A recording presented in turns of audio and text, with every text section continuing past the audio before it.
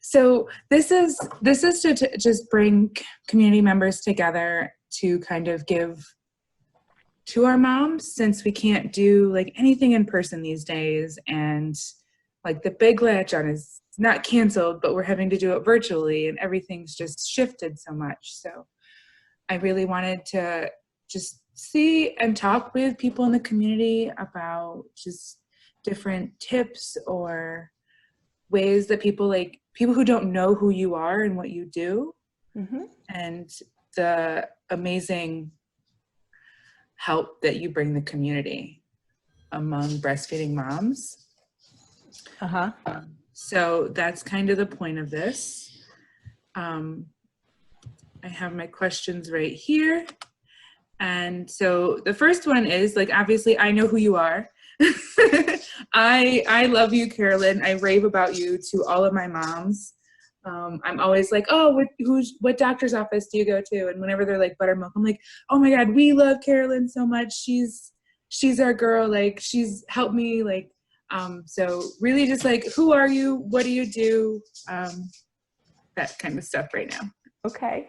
So, yeah, my name is Carolyn Koppel. I'm a pediatric nurse practitioner. I work at Buttermilk Falls Pediatrics for the last 21 years.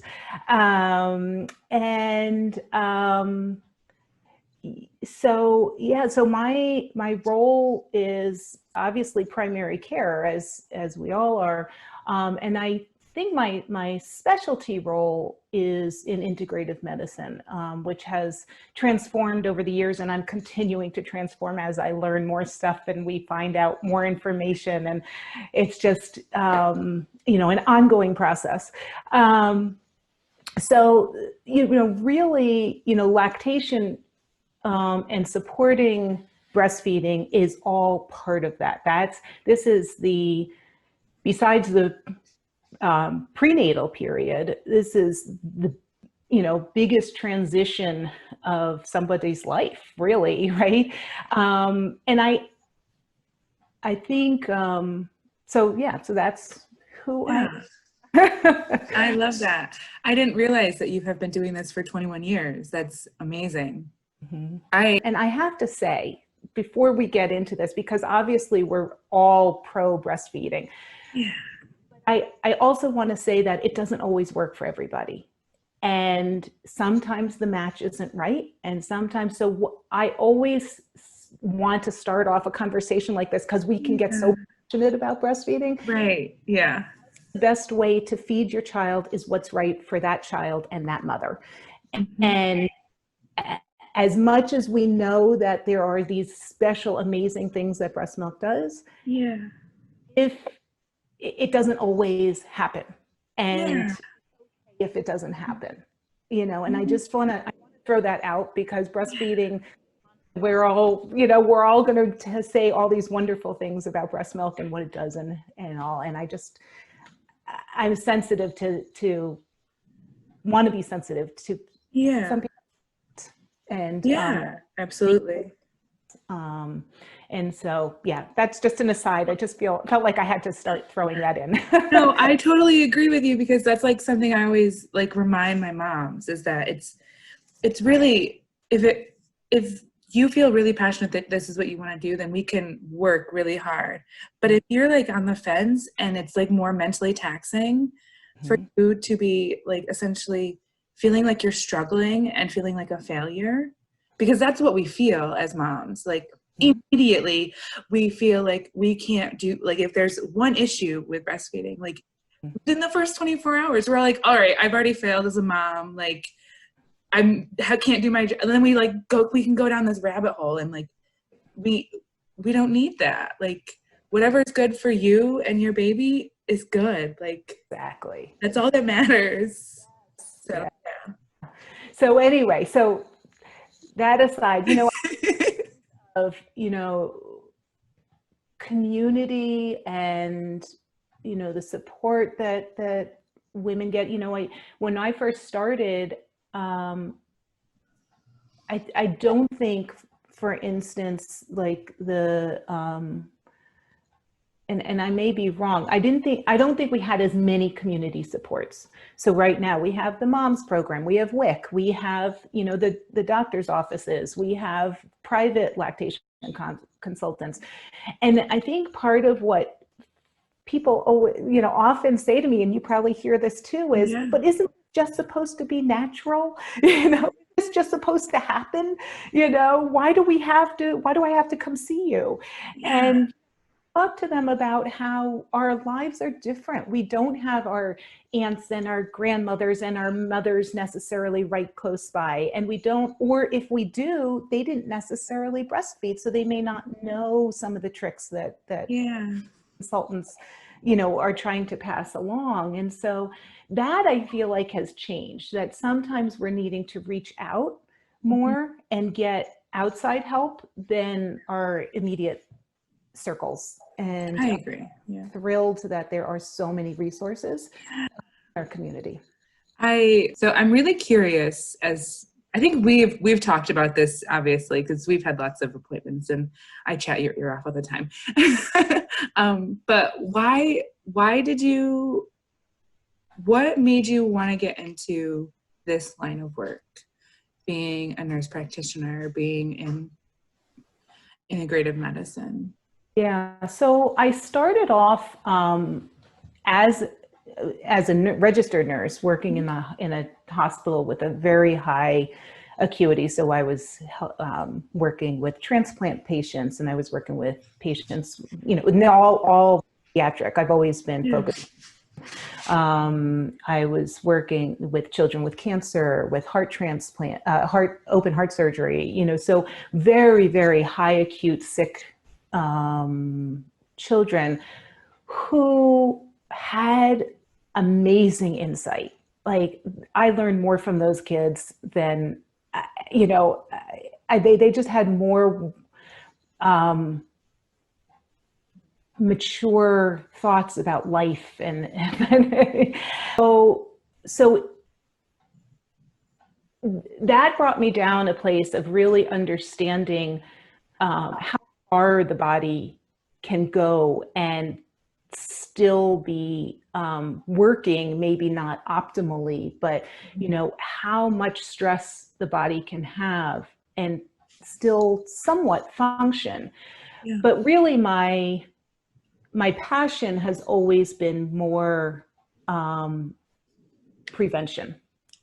And so I first went back to school to get a master's in public health with a concentration on maternal child health, and worked as a visiting nurse, visiting new dyads, you know, new babies at home. I ran a program to bring kids home from institutions that you know, were dependent on machines of some sort, so dialyzers, things like that. Wow. But more and more, as I kept going more and more towards administrative work, and I was like, but I want to be with the kids. I don't want to be in an office. So that's what brought me to become a nurse practitioner. And so I went back to school so I can be interacting with kids. And so that's been great. But really, as I said, my passion is prevention. And so it's, how do we optimize each child's health and development, and most of that has to do with lifestyle. Right? So it's how we sleep, how we eat, how much time we spend outside, how many toxins are in our environment, how our bodies react to all that, right? So we know so much, and that's what brought me down the path of integrative medicine, right? Because more in nursing school, we're taught a little bit about nutrition, but we're not taught as much depth, I should say. It's just, and so things like, you know, relating back to breast milk, like we know that the components in breast milk help our immune system. The things that we eat, the vegetables and all the colors of the rainbow that we always talk about, right? Yeah. How much rainbow did you eat today, right? And Skittles don't count.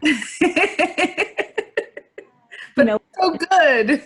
Those colors, those phytonutrients tell our Mm. bodies how to work. Those are our messengers to optimize the function in our bodies. And so more and more we're learning, I feel like I'm getting on a little tangent here, but anyway. No, you're fine. You're fine.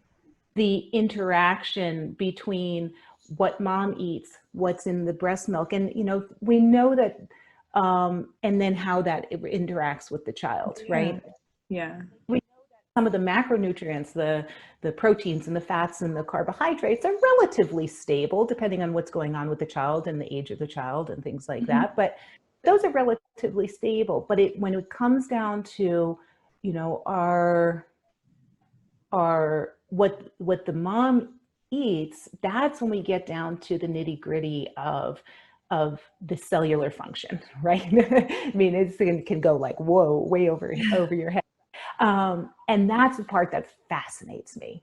That's the part that I'm like, wow, so we really have control to a certain extent. I mean, obviously there's accessibility of food, hence WIC, right? We have other issues that obviously affect it, but really working towards trying to make the choices that not only optimize the breast milk and the baby, but then obviously in the long term optimize the health of the mother, right? And so then we have improved health for the whole family, right?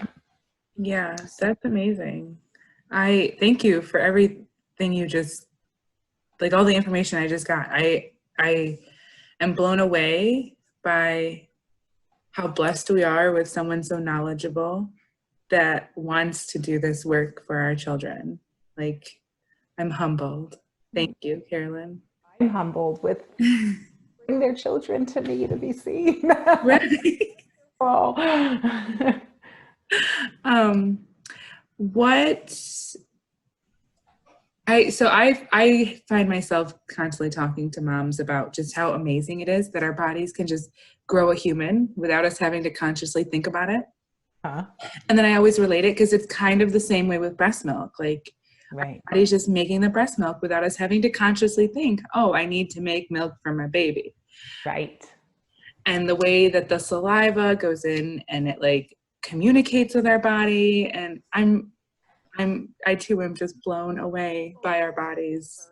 Too, like how the baby's saliva tells the mom what antibodies and things like that. I don't know if people listening to this will understand what you were just saying.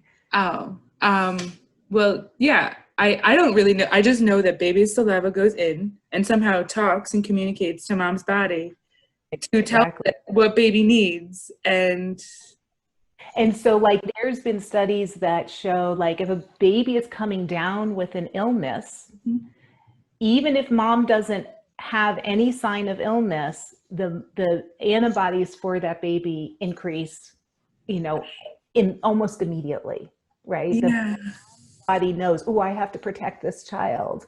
And so it automatically makes those antibodies. And yes, it's through the saliva. So we always think, oh, it's a one-way direction. We had no idea.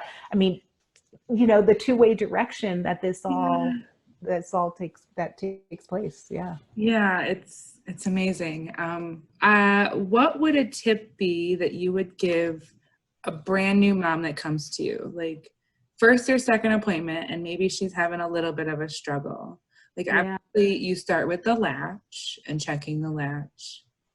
Yeah, and I think what I think almost all lactation people say is it shouldn't hurt. Right.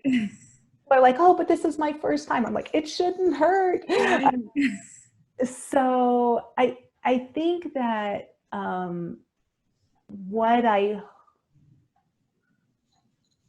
thought I was going to say is not what I'm going to say. I would say that so much of, not all, and this isn't to put more pressure on the mom, but so much of what happens, I feel like when somebody is in the office with me, on the latch or something like that is that they relax. And their relaxation, you know, they're like, how come this is working with you here?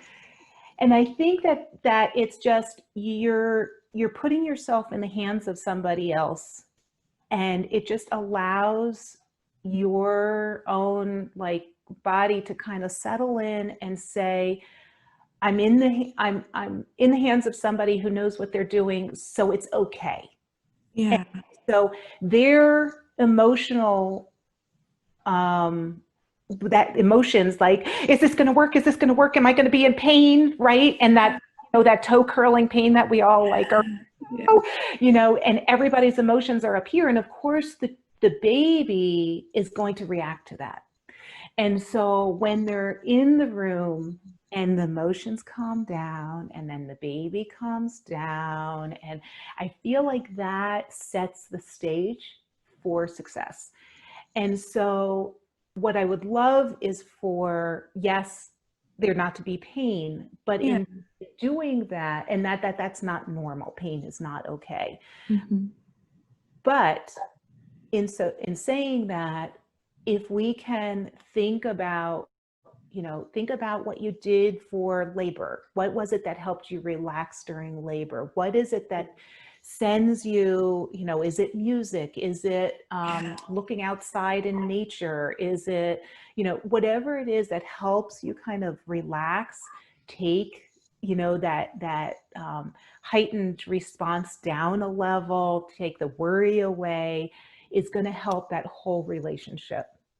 And I really feel like that is really quite critical. That's amazing. No, I agree with everything you just said, because I remember coming to you for the first time with Maggie and being like, I don't know what I'm doing. I don't know why this isn't working. And like Maggie being able to latch really well with you. And then we go home and we do a good couple, 2 or 3 times. Then it doesn't, like, it feels like it doesn't work again. And I have to agree. It's all, I think most of our struggles with breastfeeding, not all, but I feel like most of us moms, most of our struggles start in our head, because our head can get ahead of us. And that's not to say that there's not humps and bumps in the road that you have to get over and work through. You and your baby are both learning. Right. So I think it's getting out of our head and just getting back into the space of like, what helps us relax? What brings us down to a more relaxed state? Because, and honestly, once you get a letdown, you feel a relaxed state. Right. Like, yeah. Right. That's what we want to get to. So yeah, I love that. Thank you. And then do you have a tip for any moms that have been nursing for a while? Maybe they haven't come into any struggles or anything. I don't know, just any tip? I think anticipating the developmental changes and how that changes the nursing, that babies are going to get distracted as they get more interacted with their environment. And they'll be on and they'll be off and on and off and on and off, and they'll hear the tiniest little sound and they'll be like, what's that? And that doesn't necessarily mean they're not interested in nursing. It doesn't necessarily mean that they're done. You go on a little, you know, feeding strike for a day or two.